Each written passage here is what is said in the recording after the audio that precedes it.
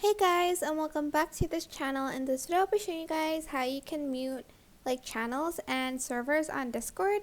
So if you just want to mute a channel, you can just go to that channel, right click and select mute channel. There's for 15 minutes up till 24 hours or until you turn it back on. But if you want to just mute the whole server because it's annoying, just simply right click on the server and then select mute server and you'll have these options again. You also have notification settings, so if you don't want any notification you can press nothing, and you can also suppress mentions that mentions everyone in here. Sometimes people mention everyone to just tag everyone without tagging them one by one on Discord.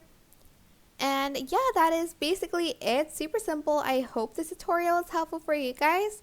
Don't forget to like, comment, share, and also subscribe to this channel if you haven't done that already.